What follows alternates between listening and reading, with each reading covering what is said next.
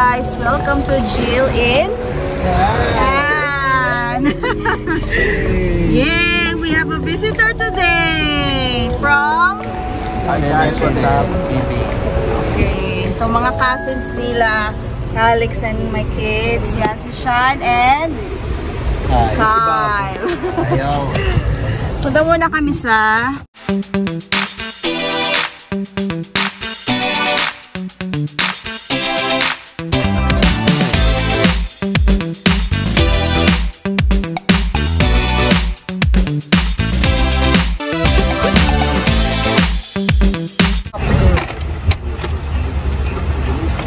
Please stop us.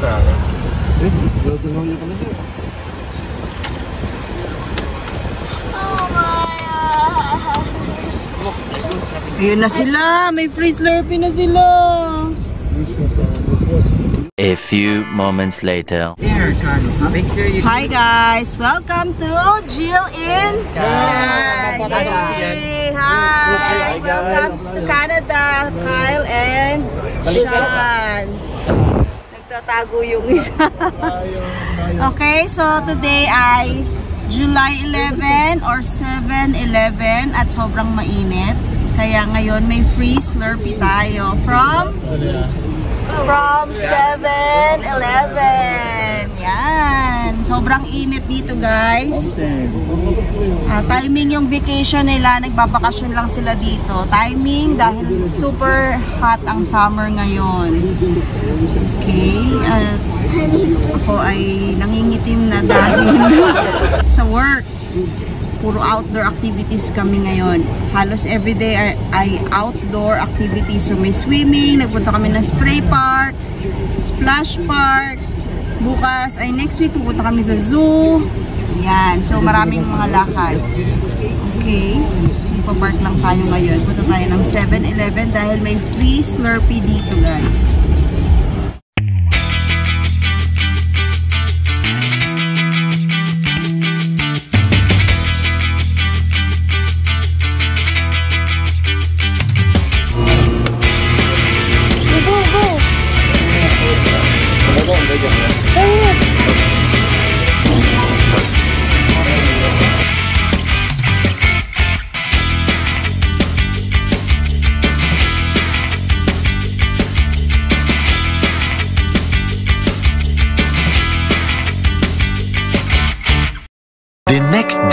The next day. So for today's video ay naglalakad naman tayo today. So maraming nangyari for the past few days na hindi tayo masyado nakapag-upload because of busy tayo sa work. Well, hindi naman sobrang busy because okay naman yung time niya from 9 to 3 o'clock or sometimes 3:30 or 4. So may mga days na mas late na hanggang 4 lang naman. Dahil meron kaming meeting. But once a week lang yon. Ayan. So, ang mga nangyari guys for the past few days ay, especially for last week, inassign ako sa isang area. But akala ko for that week, isang area lang. So, for 1 week, naka 3 locations ako guys. At sa 3 locations na yun, ang dami namin pinupuntahan. Since summer camp nga ito guys, mostly ay outdoor activities. Kaya masaya naman guys. Syempre guys, newcomer tayo dito. Tapos nakakapasyal din tayo sa mga pinupuntahan ng mga kids. At yun, kaya parang vacation, work mode, turista mode tayo guys. At hindi naman ganun ka-stressful yung work kasi parang samahan mo sila, bantayan mo sila, pero syempre, gagawa ka rin ng mga activities. Pero syempre, ang challenging part nun, if ever magkaroon sila ng behavior sa oras na yon, so, kailangan din, alam mo paano i-address yon. So, that is the purpose, no, na they will be included in the community. That's why we go out. Pero kailangan, alam mo sila i-handle kung mag-wait ng bus, kung biglang naiinip sila, hindi nila kayang mag-antay, or na-trigger sila kasi umiyak yung isang kasama, hawa-hawa, o kaya too much heat, nakaka-trigger ng behavior nila. So, iba-iba yun guys.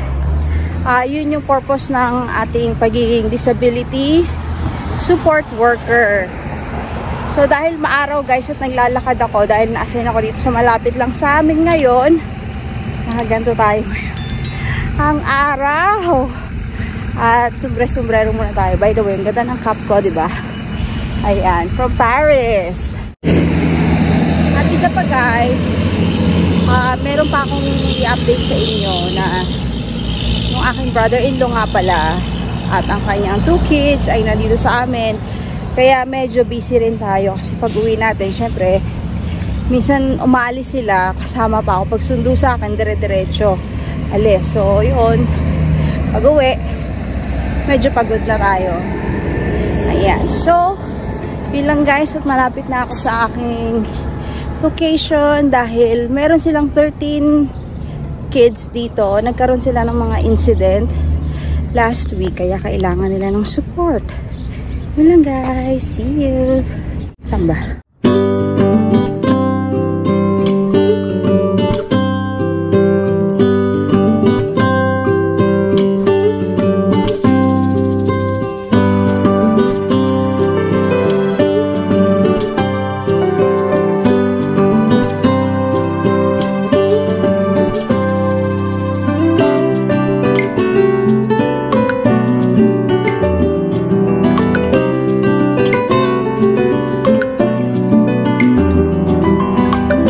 Guys, so welcome back. At today ay Friday, kasama ng aking mga lumilipad na hair. Ayan, so today is Friday, it's the last day of the week. At ngayon nga guys, ay pauwi na tayo galing sa work. Nag-swimming kami today. At ito, wala na namang tayong suklayan guys. Basta umahon na lang tayo dahil nga meron tayong binabantayan. So dalawa kami nagbabantay kanina para ita-transition kasi siya sa akin for next week. So, para malaman ko paano siya hinahandle. Ayun. So, medyo challenging ito dahil kaya usually yung mga one-on-one sila yung mga challenging no na makakasama. But, syempre, napag-aaralan naman natin yan guys. Ayun. So, ito nga palang summer camp guys is funded by the government. At hindi lang guys dito ang nagbe-benefit yung mga regular kids, yung mga typical kids na tinatawag, but also other kinds of children o yung mga adults na who have special needs. Yan. So, dito sa Canada guys, ito ay funded ng government. So, yung mga kids na dinadala dito sa aming center ay funded yan. So, hindi sila nagbabayad. At meron lang siguro, minsan, yung mga pinupuntahan namin, I think lahat kasama like the transpo, kasi ginagamit namin yung public transpo. Tapos, yung mga swimming pool na public library, yan. So, mostly wala namang bayad, except yung mga iba, like the Mute Art Conservatory, yung mga zoo, may mga bayad yun. Pero, provided na yun ng government, guys. So, bakit ba ginagawa ito dito sa Canada? So, dahil sa Canada, guys, hindi lang dito binibigyan ng benefit yung mga regular kids. Most especially, yung mga children with special needs. Dito sa Canada, guys, ay gusto nila na equal, no? Pantay-pantay lang yung kung ano yung nakukuha ng mga regular kids, gano'n din dapat sa mga special kids. So, sa mga special kids or children with disabilities, guys, ay nakakakuha sila ng extra funding. Yan. So, aside from the child benefit allowance na nakukuha, meron pang additional na makukuha yung mga children with special needs. So, depende sa case nila, merong from, if ever severe or prolonged yung diagnosis sa kanila, it can be higher. So, dito guys, gusto ng Canada na kahit ganun sila, no, yung mga conditions nila, yung mga diagnosis sa kanila, we don't look at them as lesser people or parang hindi sila magiging productive. So, as much as possible dito, tinuturuan sila how to become productive, how to be included in the community. Kaya, Kaya sinasama sila sa mga outing. Marami kaming field trip, no? Kung mapapansin nyo guys, baka akala nyo parang ang saya-saya lang, no?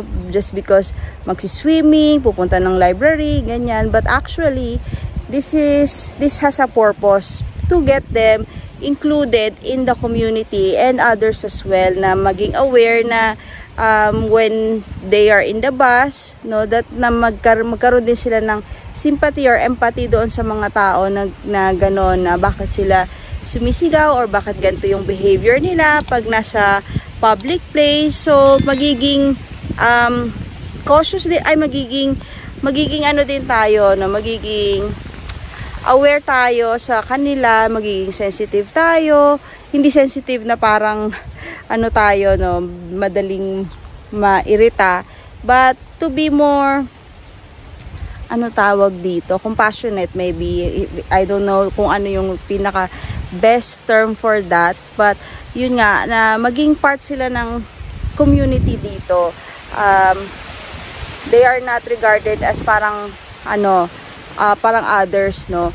So maganda yung program dito guys para sa mga children with special needs. Hindi lang mga children, kasi even young adults, kahit adult na sila, kahit sabihin mong senior citizen na sila, if they have the special needs or the disability, they will still have that kind of treatment. It may be special because they need extra help. Ayan. So kaya itong work namin guys is provided by or funded by the government. So yung government, they fund this center namin, at yung center syempre sa amin binabayad yun. Pero yung mga other resources like the materials, the location, galing yung fund nun from the government. So yan. So meron talagang budget ang government dito para sa mga ganyang mga people who has that.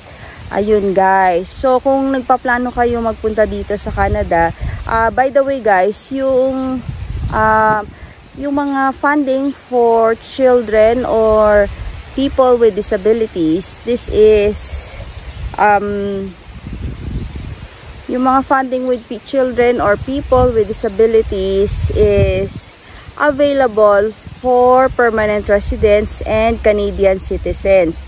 However, I'm not sure kung magiging kasama na rin kami, because by our 19th month, we will also be getting our child benefit allowance for my kids. So pagkatapos nun, kung merong, ang alam ko, sa ngayon inaayos ko pa yung disability benefit ng aking bunso.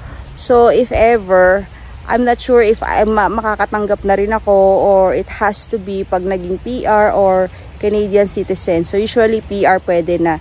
But for our status at this time, hindi pa ako sure guys. Pero kung meron kayong idea, please comment down below kung kailan natatanggap, kung ganito yung status, no. If that would be the case, please consider leaving a message below, comment down below guys, para malaman natin kung ano ba yung benefit na matatanggap ng aking anak. So habang ganito pa yung status natin. So hindi naman namin inaasahan yon, but I just want to know sa mga naka-experience na dito, na nandito ngayon sa Canada.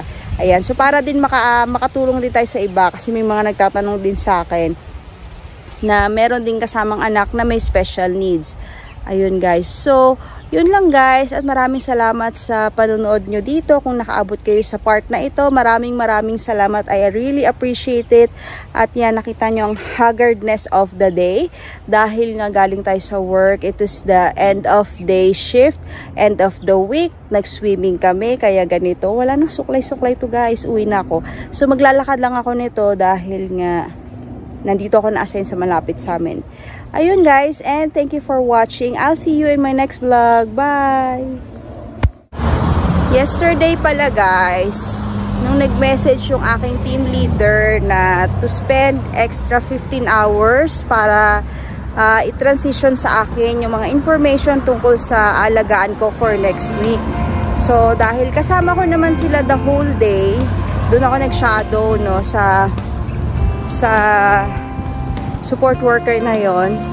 Siya yung kasama ko all day, kasama doon. Kaya ganito yung mga buhok na. Yung buhok kasi talagang humahawak siya sa ganon. Ang bigat niya, no? So, pero parang napagod ako. So, hindi na ako nag-spend ng 15 minutes. Sabi ko na lang, I already know kung ano yung behavior niya. Nakita ko na, and pinag-usapan na rin namin, shinare na rin sa akin yung mga kailangan niyang i-transition sa akin. So, kaya look at this haggard face. Ayun guys, so thank you for watching. Bye!